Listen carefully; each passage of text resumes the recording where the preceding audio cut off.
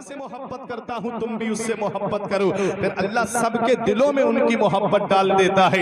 यही वजह है गौसे आजम तो बगदाद में है, कभी हिंदुस्तान नहीं आए, और गरीब नवाज तो अजमेर में है, कभी औरंगाबाद में नहीं आए, और सैयद सालार मसूद गाजी तो बहराइच में है, कभी आपके इलाके में नहीं आए। लेकिन जब भी रजब की 14 तारीख आती है लोग बहराइच खींचे चले जाते हैं। जब 11वीं शरीफ का महीना आता है लोग बगदाद की तरफ खींचे चले जाते हैं, जिनको अल्लाह तौफीक देता है। और जब रजब की 6 तारीख आती है लोग अजमेर शरीफ की धरती की तरफ खींचे चले जाते हैं। और जब सफर की 25 तारीख आती है लोग बरेली में उर्स आला हजरत में पहुंच जाते हैं। क्या वजह है? दुनिया से जाने वाले तो बहुत हैं, आज किसी को किसी के लिए टाइम नहीं, आज किसी को किसी के लिए वक्त नहीं। आज मैं देखता हूं अगर किसी के यहाँ इंतकाल हो जाए तो पूछता है कि भाई मिट्टी किस वक्त होगी, कहा जोहर की नमाज के बाद होगी, उसी वक्त जाएगा जब मिट्टी का वक्त करीब होगा। अगर किसी के यहाँ शादी होगी पूछेगा खाना कब खिलाया जाएगा, कहा जाए कि शाम को 7 बजे खाना मिलेगा,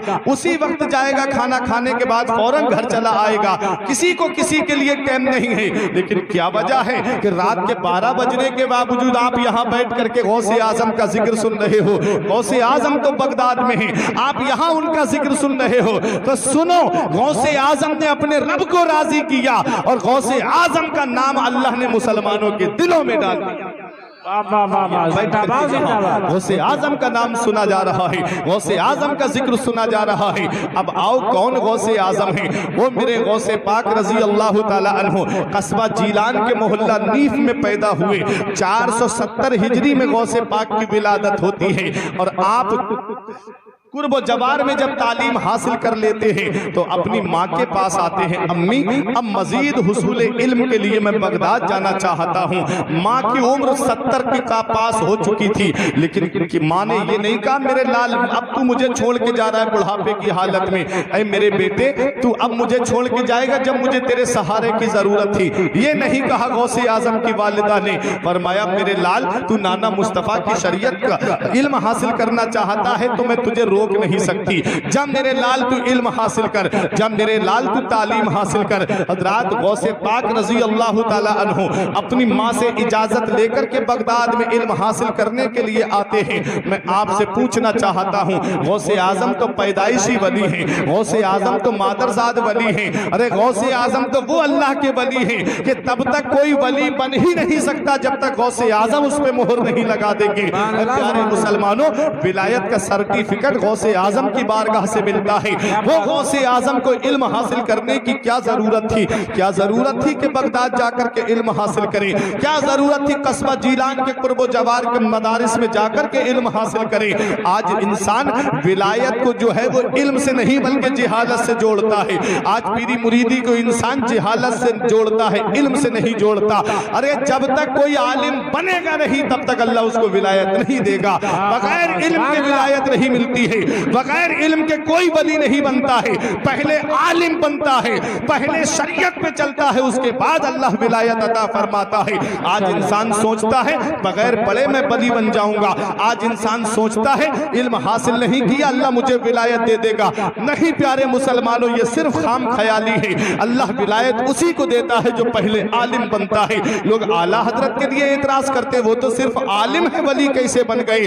अरे आलिम वली होता ही वही है जो आलिम होता है। देखो गौसे पाक रजी अल्लाह ताला अन्हु को जो पैदाइशी वली है, जो मादरजाद वली है, इल्म हासिल करने के लिए बगदाद जा रहे हैं। कितनी तकलीफें गौसे आजम ने बर्दाश्त की, कितनी कुल्फतें गौसे आजम ने उठाई हैं, कितनी तकलीफें गौसे आजम ने बगदाद की सरजमीन पे उठाई हैं। आप ये तो देखते हो गौसे आजम ने मुर्दे को जिंदा कर दिया। आप ये तो देखते हो कि गौसे आजम मुर्ग तनावुल करते थे। आप ये तो देखते हो, लेकिन दौरान तालिबे इल्मी का मामला आप नहीं देखते मेरे गौस का। मेरे गौस फरमाते जब मैं इल्म हासिल कर रहा था तो मैंने जंगल में जाकर के दरख्तों के पत्ते खा खा करके इल्म हासिल किया है। मेरे गौस फरमाते दरख्तों की छाले खा खा करके मैंने इल्म हासिल किया है।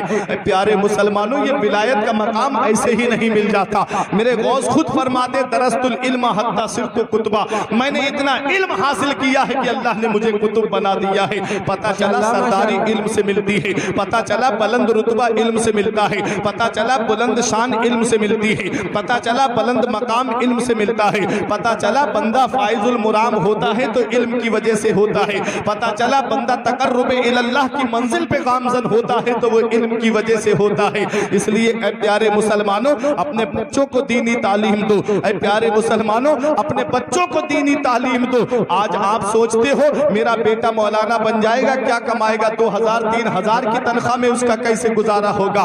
बेटा अगर मौलाना बन गया तो कैसे वो अपने बच्चों का पेट पालेगा। ऐ प्यारे मुसलमानों, आप ये देख रहे हो लेकिन ये भूल रहे हो कि रोजी देने वाली जात अल्लाह की है, खाना खिलाने वाली जात अल्लाह की है, पैसा देने वाली जात अल्लाह की है, सरमाया देने वाली जात अल्लाह की है। आप इन उलमाए किराम को देखिए, आप बड़े बड़े महकमों में जाकर के देख लो, सब में अक्सर को आपने देखा होगा जिन्होंने तनख्वाह की वजह से रोड जाम किए होंगे, जगह जगह बैठ करके धरना दिया होगा कि हमारी तनख्वाह बढ़ाई जाए, हमारा वेतन बढ़ाया जाए। लेकिन ये हाफिज और आलिम है जो मस्जिद में 5 वक्त की नमाज पढ़ा करके, इशा की नमाज पढ़ा के चैन से अपने बिस्तर पे सो जाता है और सुबह उठ करके फजर की नमाज पढ़ा करके अल्लाह का शुक्र अदा करता है। कभी जुबान पे हर कोई शिकायत नहीं लाता, कहीं रोड जाम नहीं करता, कहीं पर जाकर के धरना नहीं देता कि मेरी तनख्वाह बढ़ाई जाए, क्योंकि वो जानता है परवरदिगार आलम की रजा में राजी रहूंगा तो मेरा रब मुझे इतना देगा कि मेरी नस्लें खाएंगी तब भी वो खत्म नहीं होगा। सुभान अल्लाह, तवक्कुल अल्लाह है, ये तवक्कुल अल्लाह है जो अल्लाह की जात पे भरोसा करता है। कुरान में रब फरमाता है, मेरा रब फरमाता है, मन यत्तकिल्लाह यजअल लहू मखरजन व यरज़ुकुहु मिन हैसु ला यहतसिब। रब फरमाता है जो अल्लाह से डरता है अल्लाह उसके लिए निजात का रास्ता निकाल देता है और ऐसी जगह से उसे रोजी देता है जहां से वहमो गुमान भी नहीं। क्या कहने हैं, वाह वाह, रोजी देने वाली जात अल्लाह की है। हज़रत गौसे आजम इतने बड़े अल्लाह के वली, फिर भी मदरसे में तालीम हासिल करने गए, फिर भी मदरसे में इल्म हासिल करने गए। इसलिए अगर कामयाबी चाहते हो तो इल्म हासिल करो, अगर तुम दुनिया दोनों जहान में कामरान होना चाहते हो तो इल्म हासिल करो। आज इंसान ने विलायत को इल्म से नहीं बल्कि जिहालत से जोड़ दिया है। जो जितनी ज्यादा अंगूठी पहन ले वो बहुत बड़ा पीर है, जो जितनी ज्यादा मालाएं गले में लटका ले बहुत बड़ा पीर है। ऐसा नहीं है प्यारे मुसलमानों, पीर वो है जो शरीयत पे चलने वाला हो, सच्चा पीर वही है जो नबी की शरीयत पे अमल करने वाला हो। आपने हजरत जुनैद बगदादी का नाम सुना होगा। एक शख्स मुरीद होने के लिए आया, 40 दिन तक आपकी खिदमत में रहा, कोई करामत नहीं देखी। फिर जाने लगा 40 दिन के बाद आपने बुलाया, क्या बात, कैसे आए और कैसे चल दिए। उसने कहा हुजूर इस मुरीद होने आया था, कोई करामत नहीं देखी मैंने आपकी, इसलिए मैं आपका मुरीद नहीं हो रहा हूं। आपने फरमाया हवा पे उड़ के दिखाऊं, क्या करामत समझेगा? उसने कहा मैं तो करामत समझूंगा। आपने फरमाया ये जितने परिंदे उड़ रहे हैं ये तो तेरे नजदीक बहुत बड़े अल्लाह के वली होंगे। खामोश हो गया। फरमाया पानी पे चल के दिखाऊं, क्या करामत समझेगा? उसने कहा पानी पे चल के दिखाएंगे मैं तो करामत समझूंगा। फरमाया ये मछलियां और मेंढक जो पानी में तैर रहे हैं तेरे नजदीक बहुत बड़े वली होंगे। खामोश हो गया। उसके बाद एक जुमला अल्लाह के वली ने इरशाद फरमाया, 40 दिन तुझे हमारी खिदमत में रहते हुए हो गए, ये बता क्या हमारी कोई नमाज कज़ा होते हुए देखी? बोला नहीं। फरमाया क्या कोई काम खिलाफ सुन्नत करते हुए देखा? बोला नहीं। फरमाया क्या कभी हमने अपनी जुबान से कोई ऐसी बात कही जो शरीयत के खिलाफ हो? बोला नहीं। फरमाया अल्लाह के वली ने, अरे सबसे बड़ी करामत तो यही है कि हम नबी की शरीयत पे चल रहे हैं। वाह वाह वाह वाह वाह, जिंदाबाद जिंदाबाद। इंसान विलायत से जोड़ता है। प्यारे मुसलमानों, करामत जो है वो वली का एक पहलू बयान करती है, माशाअल्लाह। इल्म जो है वो वली की सीरत को बयान। वाह वाह वाह, जिंदाबाद जिंदाबाद। इल्म देखो, गौसे पाक ने इल्म हासिल किया। फरमाते दरस्तुल इल्म हत्ता सिरतु कुतबा, मैंने इतना इल्म हासिल किया कि अल्लाह ने मुझे कुतुब बना दिया, कुतुब बना दिया। और कुतुब कुतुबुल अक्ताब, वो गौसे पाक रजी अल्लाह ताला अन्हु आप 488 हिजरी में बगदाद पहुंचे। तारीख सुनते हुए चले, 488 हिजरी में बगदाद पहुंचे। 40 साल तक आपने वाज कहा, तकरीर की। और गौसे पाक रजी अल्लाह ताला अन्हु के उन्हीं 40 साल के अंतराल में 32 साल या 33 साल गौसे पाक रजी अल्लाह ताला अन्हु ने मदरसे में बैठ करके बाकायदा दर्स दिया। अल्लाह अल्लाह अरे मोहब्बत से बोलो।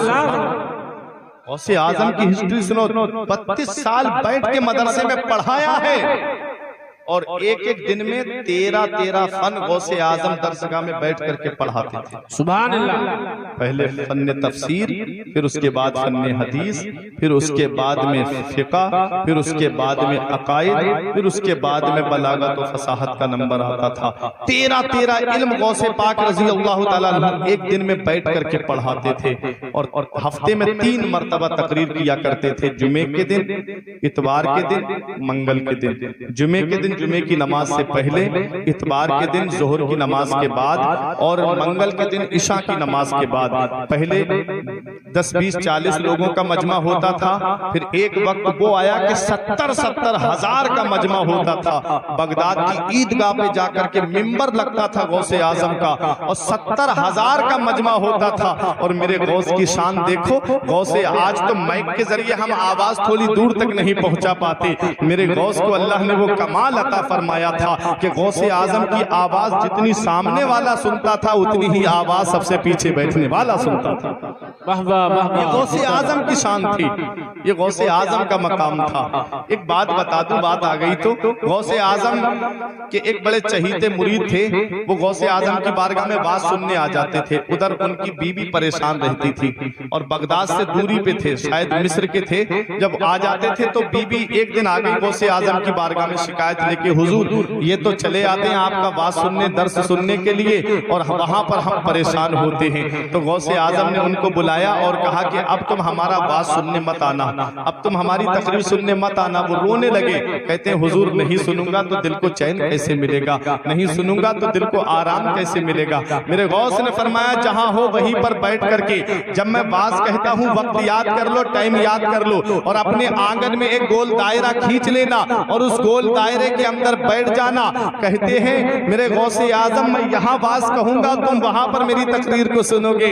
आज देख लो इंटरनेट के जरिए आज लोग इस बात को कहेंगे कि हम कैसे मान ले कि गौसे आजम का बात बगदाद में हो और लोग मिस्र में सुनते हो। तो आज लाइव जो प्रोग्राम चलता है, कहाँ लाइव चल रहा है और पूरी दुनिया में देखा जा रहा है, पूरी दुनिया के अंदर वो प्रोग्राम सुना जा रहा है। अरे जब इंसान के बनाए हुए इस मशीन का ये कमाल है तो बगदाद के गौसे आजम का कमाल क्या कहने हैं। वाह वाह वाह। समझाने के लिए बहुत से तरीके आज ऐसे राइज हो गए हैं। हज़रात को सुने, जब जैसे ही गौसे आजम के वाज का वक्त करीब आता वो आंगन में बैठ जाते और बैठ करके कहते वाह सुभान अल्लाह अल्हम्दुलिल्लाह। घर वाले कहते ये पागल हो गया है, कोई कहते ये दीवाना हो गया है, इसको क्या हो गया कि ये आंगन में बैठ के हाथ चला रहा है। तो वो जब कहते कि क्या बात है तो कहते आ जाओ गोल दायरे के अंदर। जब गोल दायरे के अंदर आते तो वो भी गौसे आजम बगदाद में बात करते थे और वो उसको मिस्र में सुना करते थे। माशाअल्लाह, गौसे आजम की शान थी।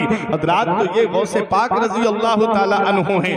हर साल आपके मदरसे से 3000 के करीब आलिम निकल करके, ऐसे जय्यद आलिम, ऐसे अपने वक्त के बेहतरीन मुफ्ती जो जाकर के जगह जगह इस्लाम की खिदमत किया करते थे। हर साल 3000 आलिम गौसे आजम के मदरसे से फारिग होते थे।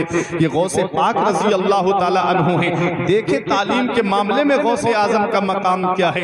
एक दिन में 13 फन गौसे आजम पढ़ाई और उसी में कभी कभी किताबें लिखने का भी मौका आता था तो गौसे आजम किताब भी लिखा करते थे और जगह जगह से अपने वक्त के मुफ्ती आजम थे मेरे गौसे आजम। उस वक्त के लोग फतावा लेकर के गौसे आजम के पास आते थे, फतवे लेकर के। तो गौसे आजम की टेबल पर कोई भी फतवा जो है वो एक दिन से ज्यादा नहीं रखा रहता था। जैसे ही फतवा आया पढ़ा गौसे आजम ने फौरन उसका जवाब उसी वक्त लिख दिया। ऐसा इल्म मुस्तहज़र था मेरे गौसे आजम का, फौरन जवाब लिख करके फतवा रवाना कर देते थे।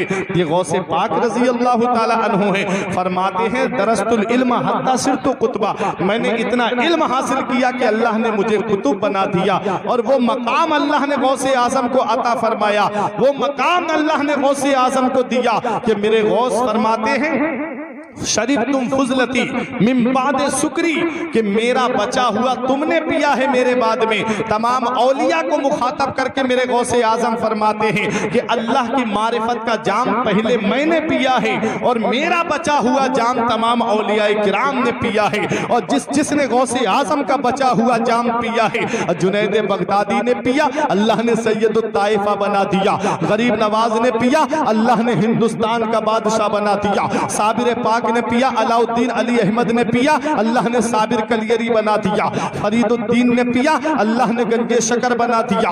और प्यारे मुसलमानों सुनो, हजरत मखदूम अशरफ सिमनानी ने पिया, अल्लाह ने मखदूम बना दिया। गौसे आजम की मारिफत का बचा हुआ जाम सैयद सालार मसूद गाजी ने पिया, अल्लाह ने सुल्तानुल शुहदा फिल हिंद बना दिया।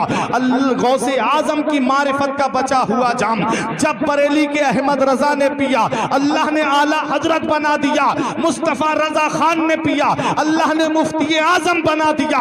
गौसे आजम की मारिफत का बचा हुआ जाम जब अख्तर रजा खान ने पिया तो अल्लाह ने ताजो शरिया बना दिया। जमीले कादरी पुकार के कहते हैं, खुदा के फजल से हम पर है साया गौसे आजम का, हमें दोनों जहां में है सहारा गौसे आजम का। नारे तकबीर, नारे रिसालत, असल के आला हजरत फैजाने गौसे आजम, करामाते गौसे आजम। क्या बात है, सुभान अल्लाह। मेरे गौस फरमाते कसीदा गौसिया सुने और पढ़ें। फरमाते मेरे गौसे आजम मुरीदी ला तखफ अल्लाह रब्बी, ऐ मेरे मुरीद मत डर अल्लाह मेरा रब है।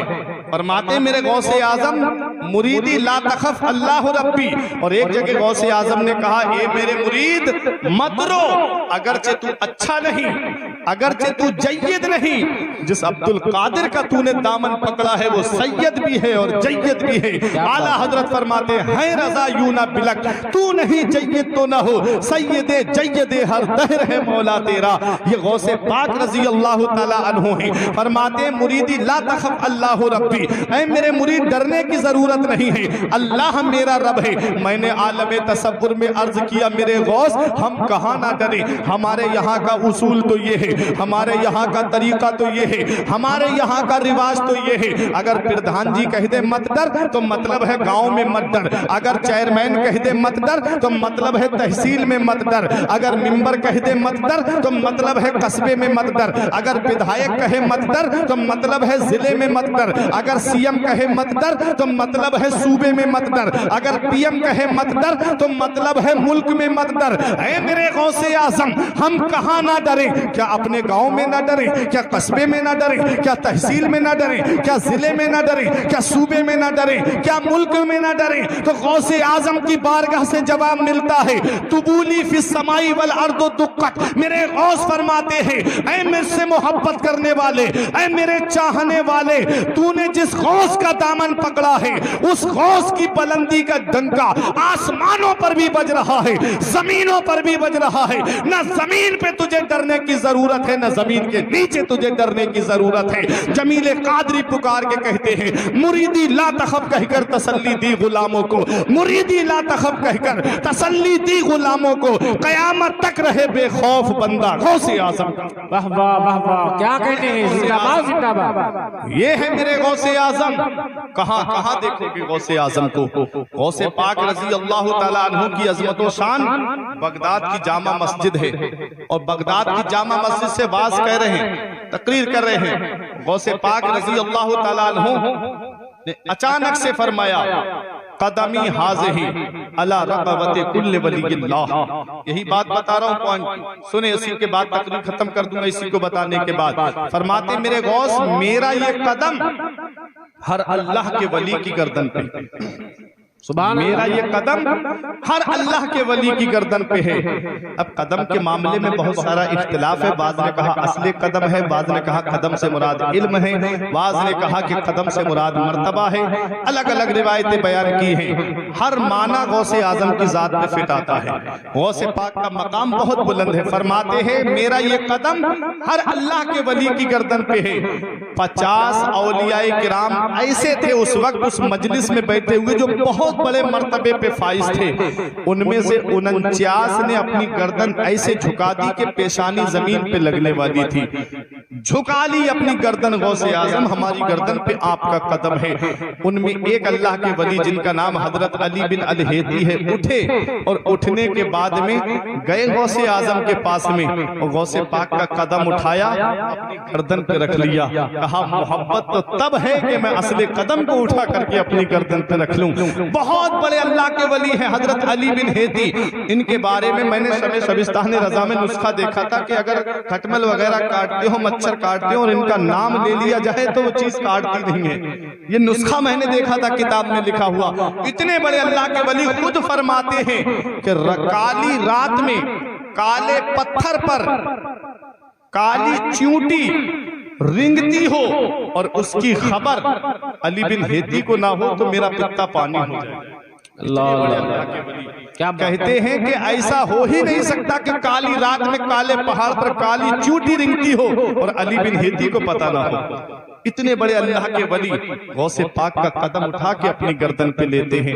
मेरे मुफ्ती आजम पुकार के कहते हैं कदम गर्दने औलिया पर है तेरा, तू है रब का ऐसा वली गौसे आजम। अल्लामा हसन पुकार के कहते हैं सरों पर जिसे लेते हैं ताज वाले, तुम्हारा कदम है वो या गौसे आजम। सुभान अल्लाह। पाक है एक अल्लाह के वली ऐसे थे जिनका नाम है हजरत अब्दुर रहमान तफसौंजी। वो अपने मुरीदों के दरमियान अचानक से बोले, लोगों मेरा मर्तबा, मेरी गर्दन तमाम वलियों में ऐसे ऊंची है जैसे शुतुरमुर्ग परिंदे की गर्दन तमाम परिंदों में ऊंची है। अल्लाह। आपने शुतुरमुर्ग देखा, खेतों में जाते होंगे जिसको सियारस बोलते हैं, कितनी बड़ी गर्दन होती है उस परिंदे की। तमाम परिंदों में सबसे ऊंची गर्दन का वही परिंदा है। हज़रात जैसे ही अल्लाह के वली की जुबान से ये जुमला निकला, मेरी गर्दन तमाम वलियों में ऐसे ऊंची है जैसे शुतुरमुर्ग परिंदे की गर्दन तमाम परिंदों में ऊंची है, तो एक नौजवान मजलिस से खड़ा हो गया, ए अब्दुर रहमान तफसौंजी इतनी बड़ी बातें ना करो, इतने बड़े बोल ना बोलो। इतना कहा तो मुरीदों ने देखा ये कौन है जो हमारे पीर की शान में गुस्ताखी कर रहा है। आज मुरीद भी अजीब तरह के हो गए हैं। पहले के मुरीद देखें और आज के मुरीद में देखें कितना बड़ा फर्क है। पीर चाहे शरीयत के खिलाफ काम करे, पीर है तो हाँ हमारा पीर सही कर रहा है, ये नहीं देखते कि शरीयत के खिलाफ जा रहा है। अरे जो शरीयत के खिलाफ जाएगा वो खुद नहीं बचा पाएगा जहन्नम की आग से, तो वो तुम्हें कहां से बचा लेगा। और जो शरीयत पे चलने वाला होगा, पीर मुरीदी का मतलब तो यही था कि पीर खुद शरीयत पे चले और अपने मुरीदों को भी शरीयत पे चलने का हुक्म दे। पीर का मतलब ही यही था। बैअत का मतलब यही होता है। बैअत बै से बना, जिसके माना आते बेच देना। किसी के हाथ में हमने अपना हाथ दे दिया, मतलब है हमने अपने आप को उसके हाथ पे बेच दिया। अब जैसा वो कहेगा वैसा हमें करना है, वैसा नहीं जैसा हम कहेंगे पीर हमारा वैसा करे, नहीं जैसा पीर हमें कहेगा वैसा हमें करना है। अब पीर देखना है हमको कि शरीयत पे चलने वाला है कि शरीयत के खिलाफ चलने वाला है।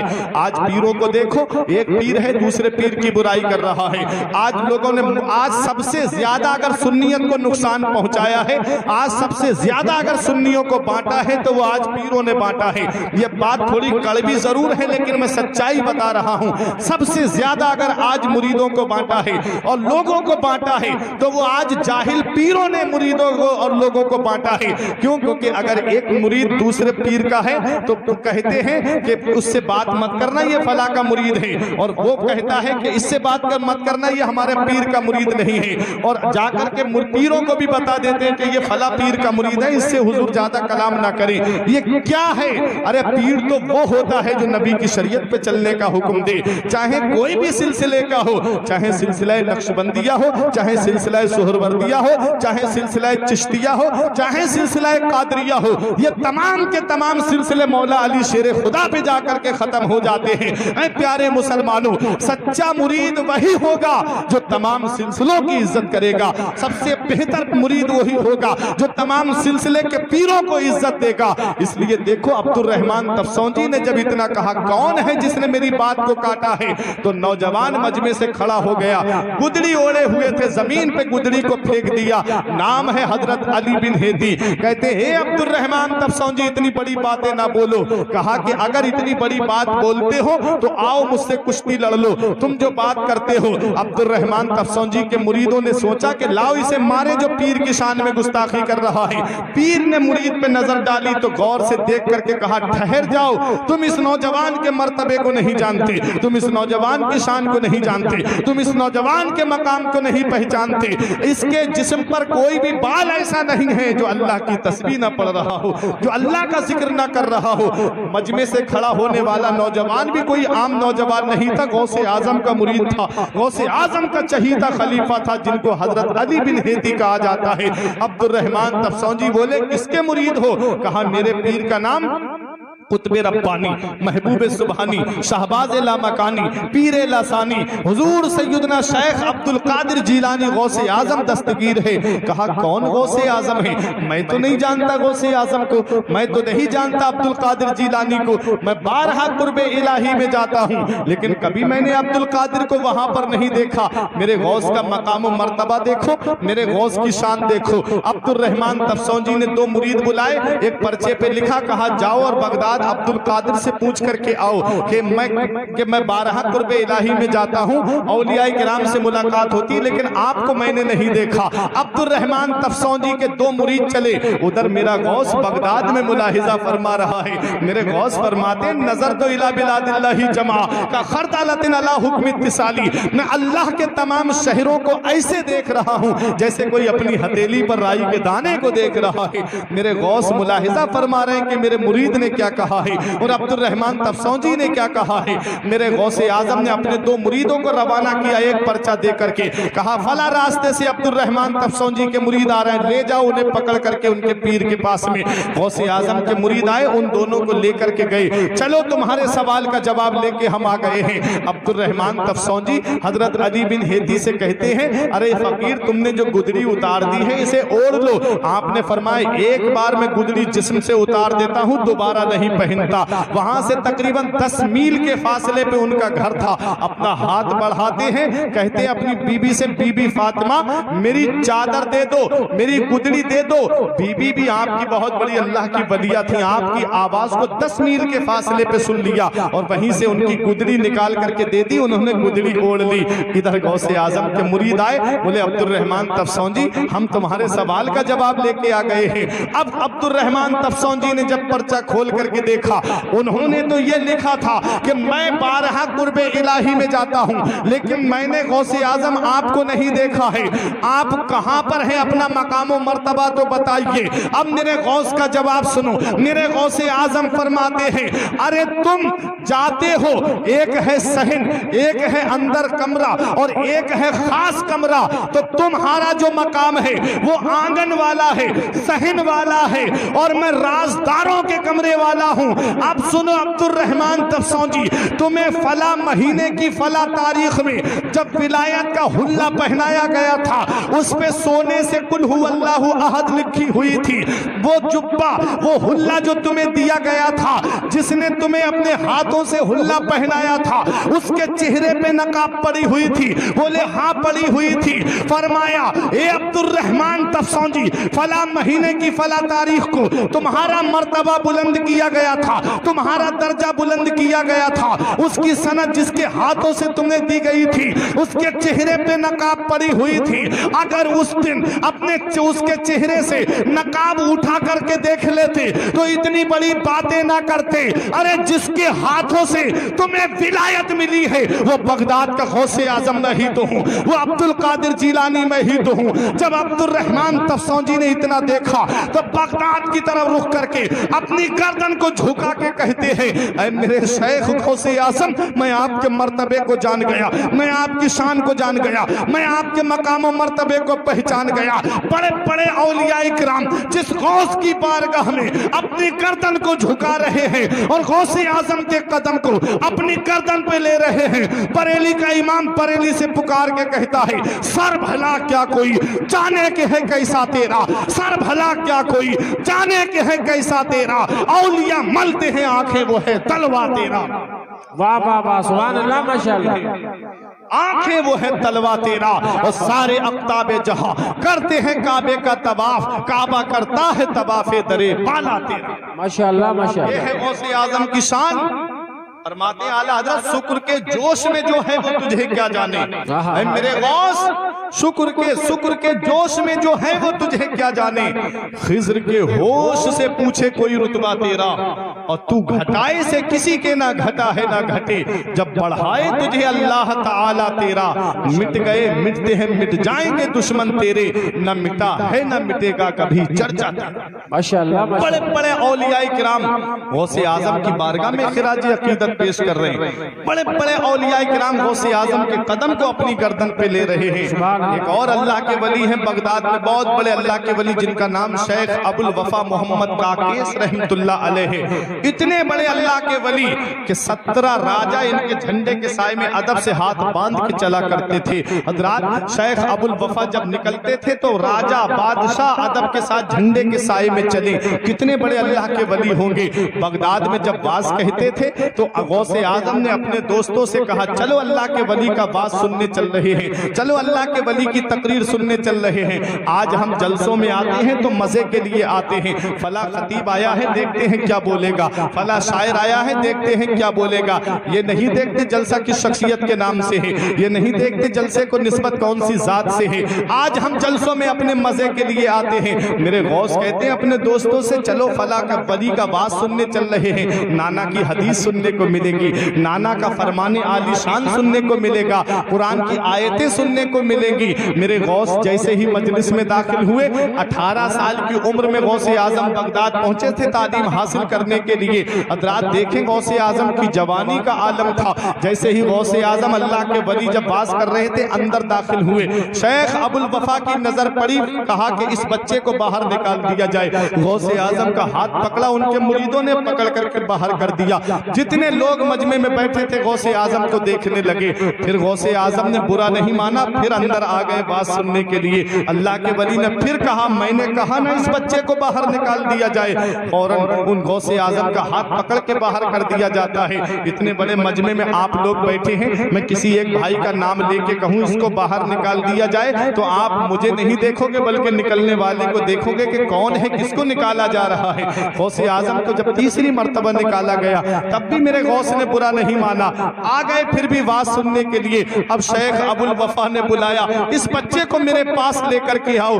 देखो मेरे गौस का मकाम, देखो मेरे गौस की शान। शेख अबुल वफा फरमाते, मेरे पास लेकर के आओ। जिस मसनद पे बैठे हुए थे उतर गए मसनद से, गौसे आजम को बिठा दिया उस मसनद पे। उसके बाद कहा, ए बगदाद वालों कान खोल करके सुन लो, मैंने इनको बाहर निकलवाया अपनी मजलिस से, उसका मतलब इनकी बेइज्जती करना नहीं था, इनकी तौहीन करना नहीं था। इनको मैंने बार बार इसलिए निकलवाया था ताकि तुम में का हर इंसान गौर से देख ले और इन्हें पहचान ले। ये कोई मामूली शख्सियत नहीं है, अरे यही तो वो शख्सियत है जो बगदाद की जामा मस्जिद से ऐलान करेगी, कदमी हाज़िही अला रक़बते कुल्ले वलील्लाह, मेरा ये कदम हर अल्लाह के वली की गर्दन पे है।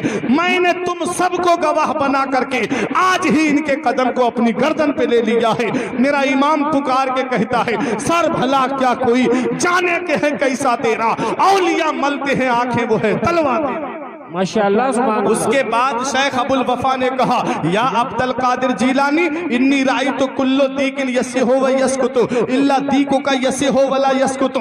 ए अब्दुल कादिर जीलानी, मेरी निगाहें देख रही हैं, मेरी नजरें देख रही हैं। हर मुर्ग बोलेगा, बोल के चुप हो जाएगा, लेकिन जब तुम्हारा मुर्ग बोलेगा तो वो कयामत तक चुप नहीं होगा। मतलब क्या है? मतलब ये है, हर वली का चर्चा होगा, हर वली का नाम लिया जाएगा, हर वली का जिक्र किया जाएगा। कयामत आने तक चर्चा कम होता चला जाएगा, मगर वह मेरे गौसे आजम, तेरी अजमत का कोई जवाब नहीं, तेरी शान का कोई जवाब नहीं, तेरी बुलंदी का कोई जवाब नहीं, तेरे मकाम सुरैया का कोई जवाब नहीं, तेरे मकाम उज़्मा का कोई जवाब नहीं। गौसे आजम का जब तक चर्चा होगा, गौसे आजम का जब जिक्र होगा तो वो कयामत तक कम नहीं होगा। मेरा इमाम पुकार के कहता है, मुर्ग सब बोलते हैं, बोल के चुप रहते हैं, मुर्ग सब बोलते हैं, बोल के चुप रहते हैं। हाँ असील एक नवा संज रहेगा तेरा, और तू घटाए से किसी के ना घटा है ना घटे, जब बढ़ाए तुझे अल्लाह ताला तेरा। सुभान अल्लाह, माशाअल्लाह। गौसे आजम।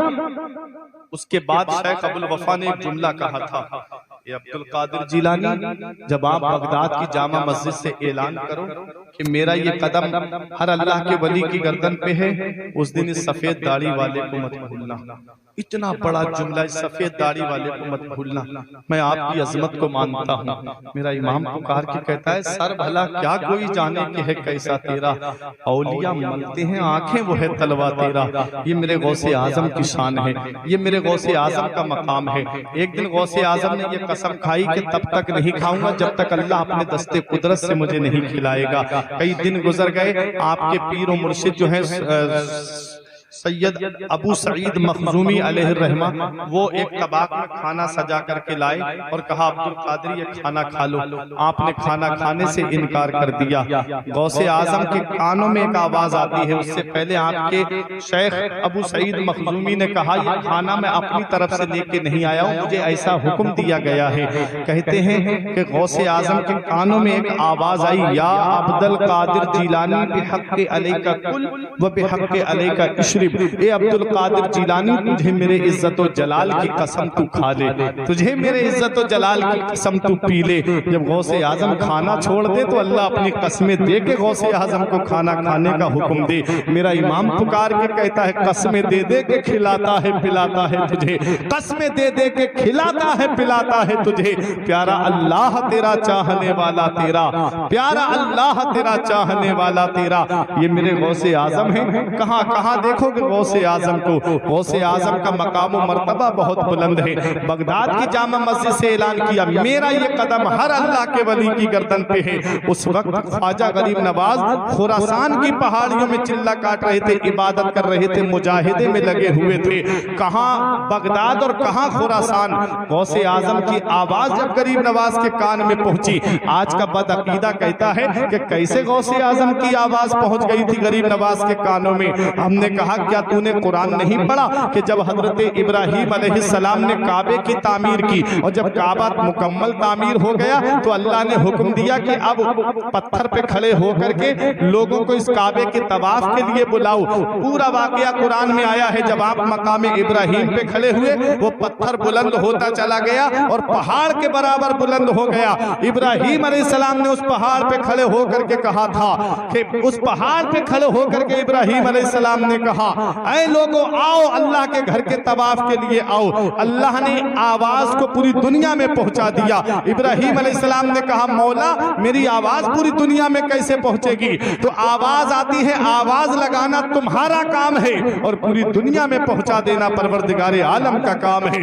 इब्राहिम अलैहिस्सलाम की आवाज को अल्लाह ने पूरी दुनिया में पहुंचा दिया। जो बाप की सुल्बों में थे वो बाप की सुल्बों से कह रहे थे लब्बैका अल्लाहुम्मा लब्बैका।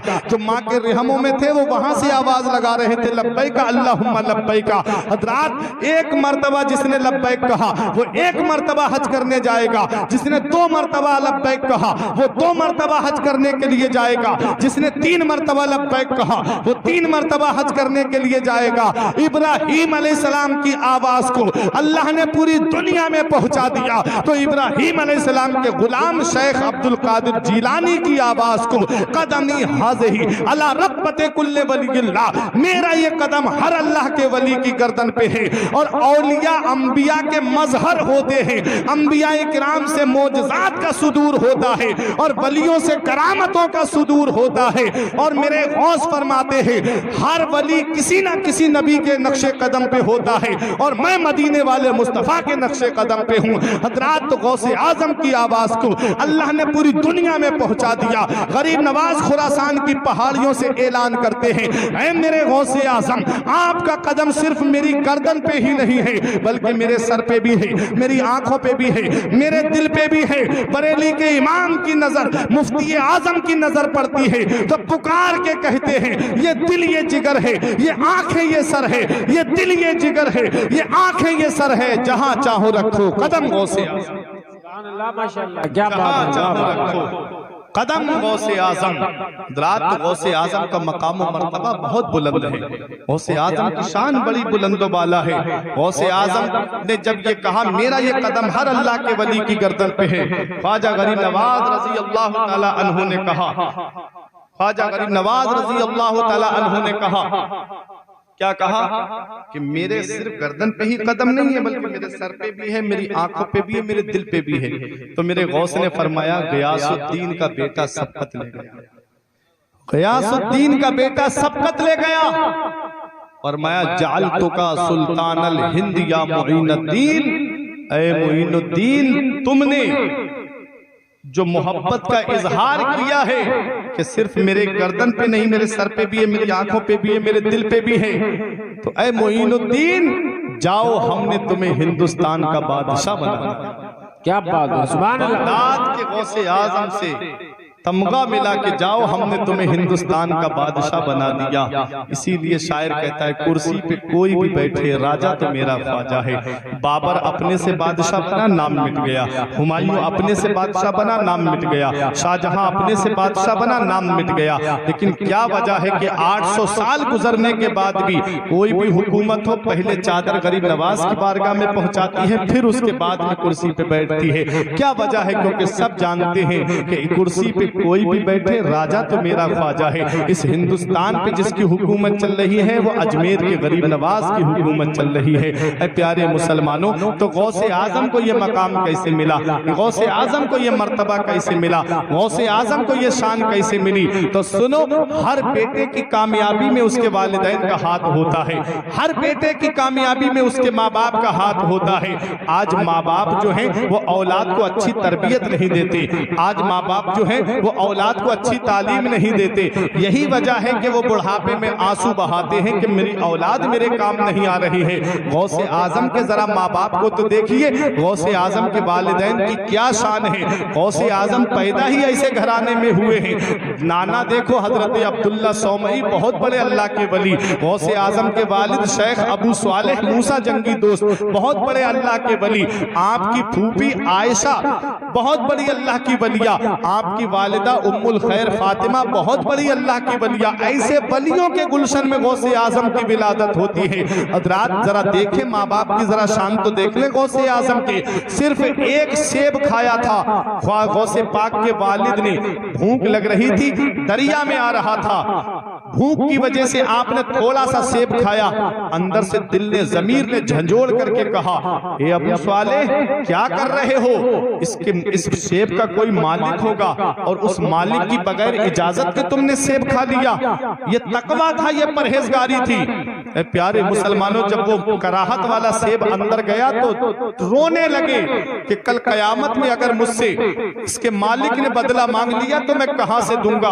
कई मील का सफर पैदल किया और एक बाग में पहुंचे। वहां जाकर के एक बुजुर्ग से मुलाकात हुई थी। उन बुजुर्ग ने कहा था कि माफ तो कर दूंगा, लेकिन तुम्हें मेरे बाग की रखवाली करना पड़ेगी।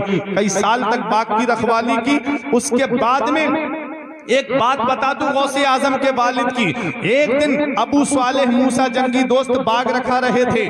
अब्दुल्ला सौमई के कुछ दोस्त आ गए, कहते हैं फल खिलाओ अपने बाग के। जब फल ला करके दिए तो जिस फल को खाएं कोई फीका निकल जाए, कोई फल खट्टा निकल जाए। कहते हैं कैसा नौकर तुमने बाग में रखा है जिसके पता भी नहीं है कि कौन सा फल मीठा है और कौन सा खट्टा है। तो अब्दुल्ला सौमई ने कहा, बेटा क्या तुझे पता नहीं है कौन से पेड़ पे मीठा फल आता है, कौन से पेड़ पे फीका फल आता है? तो गौसे आजम के वालिद का जवाब सुनो, फरमाते पता उसे होता है जो खाता है। मैंने तुम्हारे बाग का एक भी फल चक्कर के नहीं देखा है। मेहमान कहते हैं कैसी बात कर रहा है? तब अब्दुल्ला सौमई ने कहा, तुम इसका मर्तबा नहीं जानते, तुम इसकी शान नहीं जानते, तुम इसकी रिफात नहीं जानते। मैं जानता हूं। एक दिन सख्त आंधी और तूफान आया था, मैं रात में निकला, मैंने देखा सब लोगों के बाग के फल जमीन पे आ गए थे। और ऐसी आंधी में, ऐसे तूफान में ये नौजवान मेरे बाग में चराग रख करके कुरान की तिलावत कर रहा था। इसका चराग नहीं बुझा था और सबके बागों के फल जमीन पे थे, मेरे बाग का एक फल भी जमीन पे नहीं गिरा था। ये गौसे आजम के वालिद की शान है। जब बाप नेक होता है तो औलाद नेक होती है, जब माँ नेक होती है तो औलाद नेक होती है, जब माँ बाप परहेजगार होते हैं तो औलाद भी परहेजगार होती है। इसीलिए प्यारे मुसलमानों, जब माँ फातिमा होती है तब बेटा नेज़े पे चढ़ के कुरान सुनाने वाला हुसैन हुसैन होता है, और जब माँ उम्मुल खैर फातिमा होती है तो बेटा बगदाद का गौसे आजम होता है। माँ जब माह नूर बीबी होती है तो बेटा गरीब नवाज होता है। माँ जब नेक होती है तो बेटा सैयद सालार मसूद गाजी होता है। माँ जब नेक होती है तो बेटा हिंदुस्तान की सरजमीन पर बेहतरीन आलिमों में जाना पहचाना जाता है, जिसे दुनिया आला हजरत के नाम से जानती है।